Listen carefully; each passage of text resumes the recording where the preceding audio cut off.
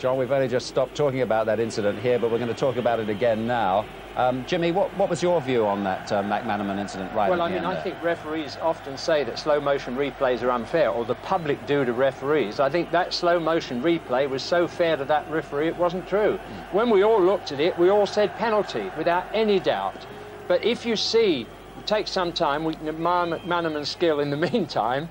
This is why everybody did like seeing him play. This is him at his best. That looked penalty. But that looked penalty from that angle. But the second time we saw it, I think you'll see that Bracewell actually did not trip his opponent. He went to push the ball back. And remember, intention has to... You see, it looks there as if he's tripped him, but the angle we had before that, we haven't seen the angle. No, there was another angle that we saw. There was another angle which shows clearly that the line of his thrust was towards the ball. Yeah. And I think that vindicates it. Mind you, we've got to see it, otherwise that referee would be hung forever. We will in a moment. He got his leg. It doesn't matter if the intention was there or the intention wasn't there. If he goes to make the tackle, misses the ball and catches McManaman, it's a penalty kick. There hasn't been a defender yet that doesn't go for the ball. Everybody goes for the ball. If you mistime a tackle and catch McManaman's leg, it's definitely a penalty kick. We're talking about the angle. If he had gone for the ball and the man on the same line, I would agree with you. But you can see from the one thing that we haven't been able to see since, that his actual line of his slide is towards the ball only, not towards the player. The only question in my mind there would be if he made contact or not. If he makes contact, it's You a think penalty, kick. you think don't penalty. What's Bob Stokoe think? That was a good decision, Chip. I think he went for the ball, and I think he might have just made contact with it. I don't think there was any feeling in the situation at all that it was a penalty. But everybody goes for the ball, Bob.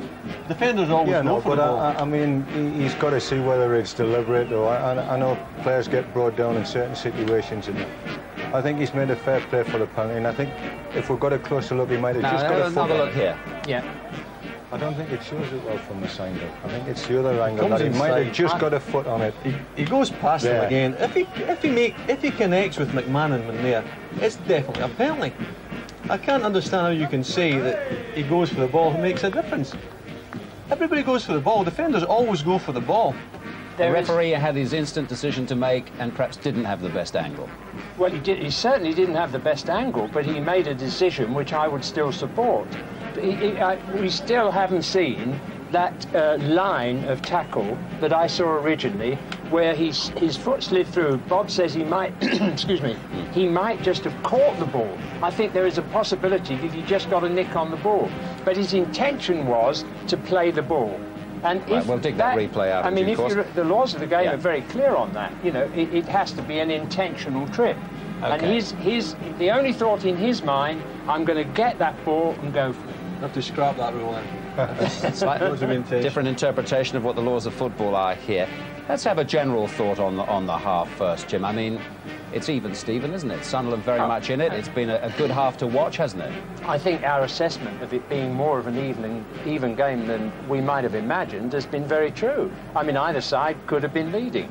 That Burn chance, I mean, the one that he had on the volley, for a guy who scored in every round, I mean, he obviously doesn't want to, he hasn't had a bet on himself to carry it through to the cup final. It was a super chance. And of course the open goal situation from Michael Thomas early on. Right at the start of the game, either side could have taken it. Let's look at that Thomas chance. And Alan, what was your interpretation of it? It was a good pass from Jan Moby. He plays out to Ray Houghton. And a good first touch. And he brings it inside. Armstrong nearly trips him. But Thomas is on his way.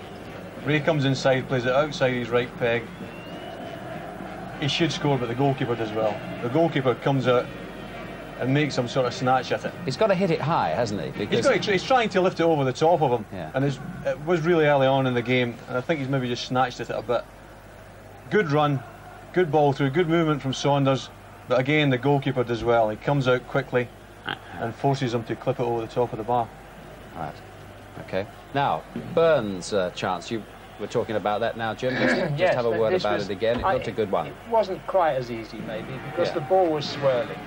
But in the end, this is the sort of chance that you pray for, isn't it? Look at that. Whoops. And he got it somewhere near his knee. And you can't say he was unsighted because the ball loped over slowly towards that far post. Here we see it from another angle.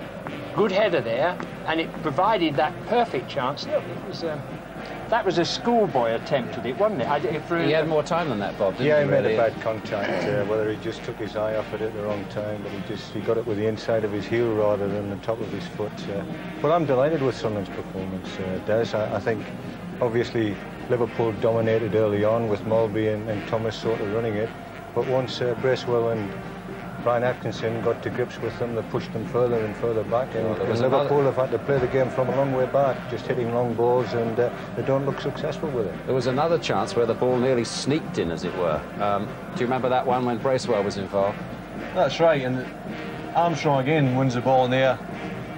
And Jan Mulby here, he plays the ball across, but the commentators were blaming Mulby, but I thought that Rob Jones knocked off and they're lucky to get away with it. Yeah, Bracewell saw it early, didn't he? Yeah. It's a suicidal pass from Jan Mulby, but he's such a confident fellow, you've got to expect unexpected. Do you not just hit it slightly? He's maybe just knocked off a bit, Rob Jones, and Bracewell's seen it early. Good shot, and Wright's deflected away for the corner with Bruce going everywhere. Yeah. There was... we're going to have another look at that possible penalty again. Now, Jim, this might be the angle you were looking for. So much hangs on this because, you know, that could have been obstruction, but Manimal was able to get round that. Now you look from here, is he going for the ball? There he puts his foot through, look, in the direction of the ball. He doesn't get the ball, and at that point McManaman comes across that line. That's what I'm saying. He actually thought that wasn't a dive to pull the player down. He stretched forward, Bracewell. The more I look at that, the more I'm saying it was a definite penalty. I mean, it doesn't matter to me about intention if he goes to play the ball or not. The referees will tell you that it does. We can discuss it till we're blue in the face, and the fact is that the score is 0-0. My only case rests on the line of Bracewell's challenge. He thinks he's going to get the ball here. There it is. That's for the ball. He's missed the ball. I think he might have got the ball. He never touched the ball. He might have got a touch for it. Okay. Thank you very much, gentlemen, for the moment. I hope you're all having as good a time at home as we clearly are here. And we're now going to switch away from here, where it is 0-0, I should emphasise, to the Scottish Cup final, where it isn't. Jock Brown now reports. Walter Smith has clearly come down to assess the position from track side. Here's David Robertson, a stumble by Kirkwood. Robertson plays it in long. Hickley! Rangers take the lead. Right on the half-hour mark. A very unfortunate slip by Davy Kirkwood at a vital moment, allowing David Robertson to set up Hickley for his goal number 23 of the season. Well, you'll see here, Davy Kirkwood was with David Robertson, and he slipped as the ball was in the air. He couldn't make a challenge.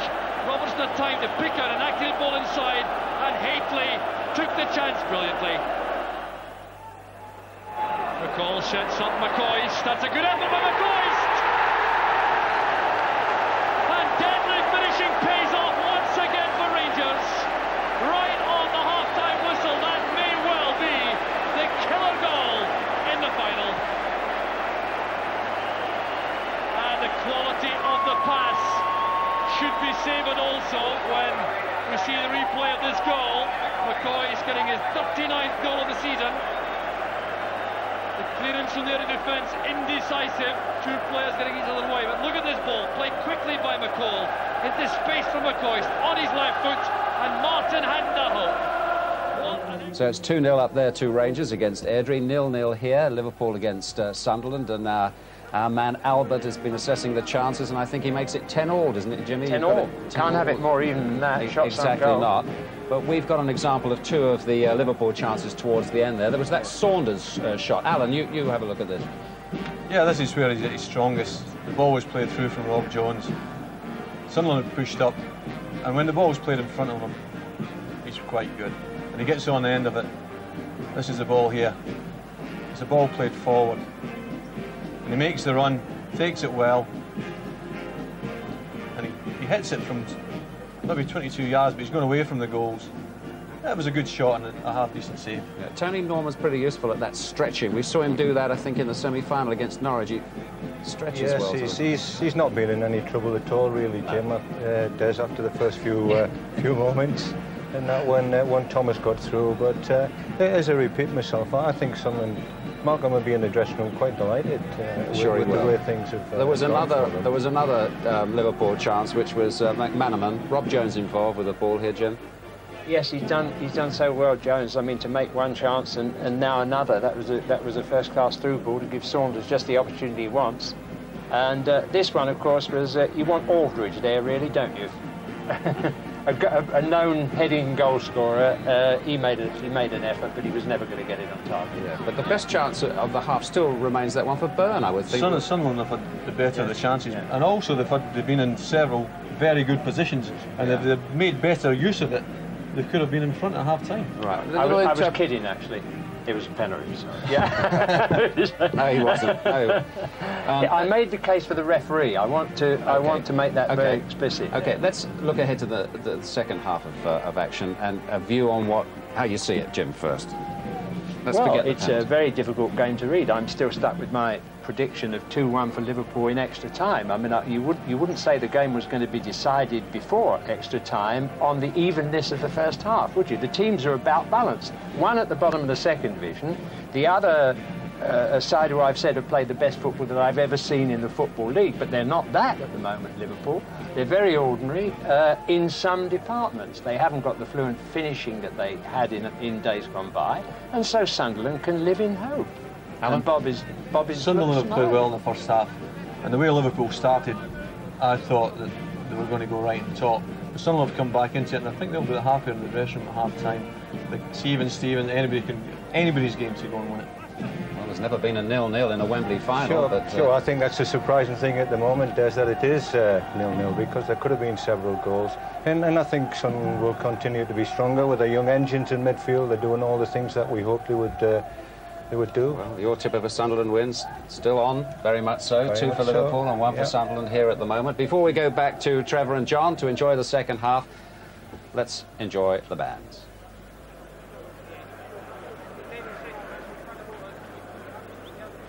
Not enjoy the bands.